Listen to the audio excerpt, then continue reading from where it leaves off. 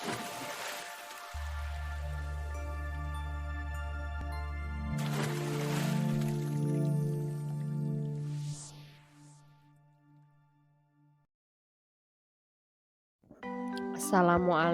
warahmatullahi wabarakatuh.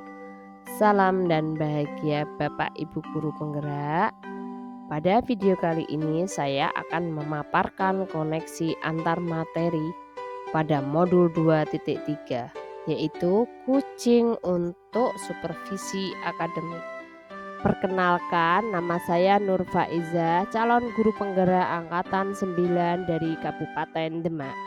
Fasilitator saya adalah Ibu Hajah Sulastri SPD MPD dan pengajar praktik saya adalah Bapak Sumarno SPD MPD. Tujuan pembelajaran khusus pada modul 2.3 kali ini adalah calon guru penggerak dapat menyimpulkan dan menjelaskan keterkaitan materi yang diperoleh dan membuat refleksi berdasarkan pemahaman yang dibangun selama 2 modul dalam berbagai media. Pada video kali ini ada rubrik pengukur 3 aspek yang terdiri: 1. Pemikiran reflektif terkait pengalaman belajar. Yang kedua, analisis untuk implementasi dalam konteks CGP. Dan yang ketiga yaitu membuat keterhubungan. Pemikiran reflektif terkait pengalaman belajar ada 5 indikator, yaitu indikator yang pertama adalah pengalaman atau materi pembelajaran yang baru saja diperoleh. Yang kedua, emosi-emosi yang dirasakan terkait pengalaman belajar. Yang ketiga, apa yang sudah baik berkaitan dengan keterlibatan dirinya dalam proses belajar. Yang keempat, apa yang perlu diperbaiki terkait dengan keterlibatan dirinya dalam proses belajar. Dan yang kelima, keterkaitan terhadap kompetensi dan kematangan diri pribadi. Pengalaman atau materi pembelajaran yang sudah saya peroleh adalah dalam modul 2.3 ini saya mempelajari tentang supervisi akademik yang bertujuan untuk mengembangkan kompetensi diri dalam setiap pendidik di sekolah. Pendekatan yang saya gunakan adalah kucing yang memiliki 3 prinsip, yaitu kemitraan, proses kreatif, dan memaksimalkan potensi. Potensi inti kucing yang harus dimiliki diantaranya kehadiran penuh, mendengar aktif, dan mengajukan pertanyaan yang berbobot. Percakapan berbasis kucing menggunakan alur tirta, yaitu tujuan, identifikasi, rencana aksi, dan tanggung jawab. Terdapat 3 tahapan dalam supervisi akademik, yaitu pra-observasi atau perencanaan, observasi atau pelaksanaan, dan pasca observasi atau tindak lanjut. Emosi-emosi yang dirasakan terkait dengan pengalaman belajar. Di sini saya merasakan ada 4, yaitu ragu, senang, optimis, dan tertarik. Sebelumnya memang saya ragu apakah bisa menyelesaikan dan mengimplementasikan materi pada modul ini.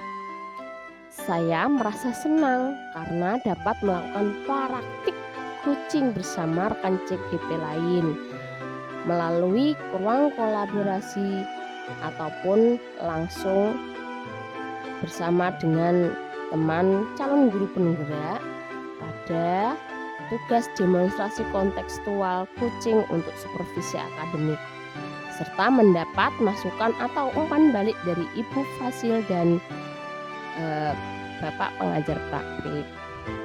Optimis saya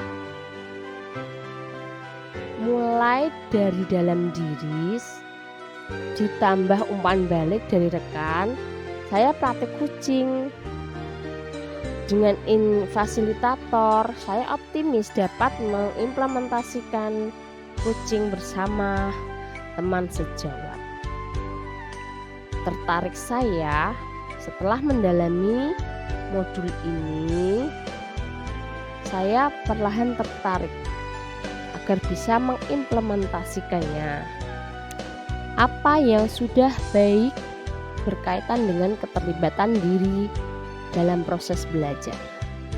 Saya mampu berkolaborasi dengan rekan sesama calon guru penggerak saat mempraktekkan proses coaching melalui alur tirta dan sesuai dengan prinsip coaching dalam ruang kolaborasi dan demonstrasi kontekstual, baik berperan sebagai coach, coaching maupun pengamat atau observer. Apa yang perlu diperbaiki terkait dengan keterlibatan dirinya dalam proses belajar? Dari diri saya yang perlu diperbaiki adalah kemampuan dalam mengajukan pertanyaan yang berbobot agar dapat menggali informasi permasalahan pada diri coaching sehingga dapat menemukan solusi atas permasalahan yang dihadapinya. Keterkaitan terhadap kompetensi dan kematangan diri pribadi. Setelah saya mempelajari modul 2.3 tentang coaching dalam supervisi akademik, kompetensi saya mulai berkembang, ditandai dengan mampu mempraktekkan proses coaching menggunakan alur tirta baik sebagai coach, coaching maupun pengamat atau observer. Saat saya mempraktekkan proses coaching, saya harus mampu mengendalikan diri dari asumsi-asumsi pribadi dan rasa emosi sehingga muncul kematangan berpikir dan tindakan agar dapat sesuai dengan prinsip coaching, yaitu kemitraan, berproses kreatif, dan memaksimalkan potensi. Di sini ada beberapa indikator dalam analisis untuk implementasi dalam konteks calon guru penggerak. Di sini ada 4 indikator. Yang pertama, memunculkan pertanyaan kritis yang berhubungan dengan konsep materi dan menggalinya lebih jauh. Yang kedua, mengolah materi yang dipelajari dengan pemikiran pribadi sehingga tergali wawasan, insight baru. Yang ketiga, menganalisis tantangan yang sesuai dengan konteks asal calon guru penggerak, baik tingkat sekolah maupun daerah. Yang keempat, memunculkan alternatif solusi terhadap tantangan yang diidentifikasi. Memunculkan pertanyaan kritis yang berhubungan dengan konsep materi dan menggalinya lebih jauh. Prinsip coaching dalam diterapkan jika kepala sekolah memiliki pengetahuan coaching dalam supervisi akademik dan mau mengaplikasikannya.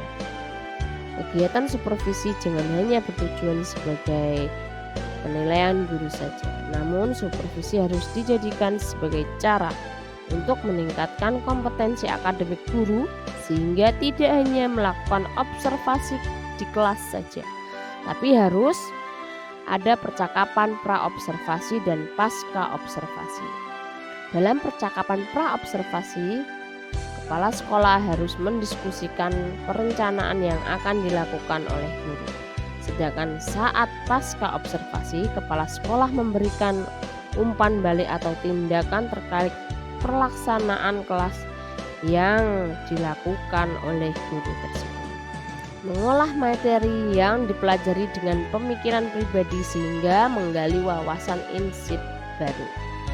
Coaching dalam supervisi akademik dapat berpengaruh dalam terwujudnya pemimpin pembelajaran yang berpihak pada murid, yang sangat penting diterapkan dalam lingkungan sekolah agar dapat. Maka guru harus memiliki kompetensi menjadi pemimpin pembelajaran yang harus memahami perkembangan murid secara menyeluruh, tidak hanya aspek kognitif saja, namun juga harus memahami karakter dan sosial emosional murid. Dengan demikian, tujuan coaching dalam supervisi akademik untuk mengembangkan kompetensi guru dapat meningkatkan kinerja dan terwujudnya pembelajaran yang berpihak pada murid. Menganalisis tantangan yang sesuai dengan konteks asal calon guru penggerak, baik tingkat sekolah maupun daerah. Tantangan di sini ada 2. Tantangan terberat saya adalah menyeragamkan pemahaman tentang coaching dalam supervisi akademik terhadap komunitas sekolah.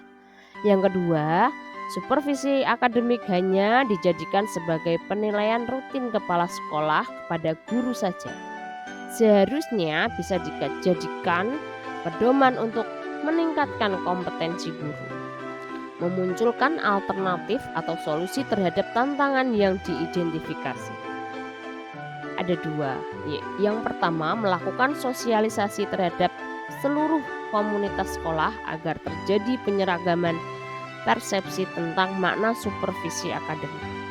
Yang kedua, memberikan contoh praktik coaching dalam supervisi akademik melalui berbagai media informasi digital yang dapat diakses oleh seluruh komunitas sekolah. Untuk rubrik yang ketiga adalah membuat keterhubungan. Di sini ada beberapa indikator. Indikator yang pertama yaitu pengalaman masa lalu. Indikator yang kedua penerapan di masa mendatang. Indikator yang ketiga konsep atau praktik baik yang dilakukan dari modul lain yang telah dipelajari. Dan indikator yang keempat yaitu informasi yang didapat dari orang atau sumber lain di luar bahan ajar pendidikan guru penggerak. Pada pengalaman masa lalu, dalam supervisi akademik yang pernah saya alami, kegiatan tersebut hanya dianggap sebagai kegiatan rutin saja, tanpa adanya percakapan pra-observasi, observasi, dan pasca-observasi. Penerapan di masa mendatang. Kegiatan supervisi akademik harus dijadikan sebagai bagian dalam peningkatan kompetensi guru dengan menggunakan prinsip coaching, yaitu kemitraan proses kreatif dan memaksimalkan potensi. Konsep atau praktik baik yang dilakukan dari modul lain yang telah dipelajari. Saya telah mempelajari modul 2.1 dan modul 2.2. Dalam modul 2.1, pembelajaran berdiferensiasi. Murid dikelompokkan berdasarkan kebutuhan belajarnya agar dapat memaksimalkan potensi yang dimiliki. Begitu pula dengan praktik coaching yang harus memaksimalkan potensi coach agar dapat menentukan sendiri solusi atau permasalahan yang dihadapi. Pada modul 2.2 dalam pembelajaran sosial emosional terdapat teknik stop dan mindfulness yang dilakukan untuk dapat membuat suasana lebih kondusif. Saat melakukan coaching pun, seorang coach harus menerapkan teknik tersebut agar dapat fokus dan terwujud kehadiran penuh saat melakukan proses coaching. Informasi yang didapat dari orang atau sumber lain di luar bahan ajar pendidikan guru penggerak.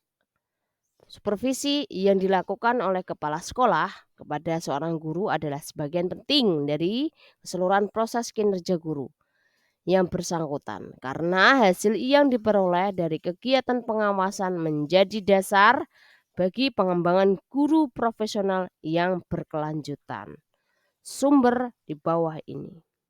Sekian dan terima kasih. Demikianlah video dari saya. Semoga bermanfaat bagi diri saya sendiri khususnya dan bagi rekan-rekan semuanya. Teruslah tergerak, bergerak, menggerakkan. Wassalamualaikum warahmatullahi wabarakatuh.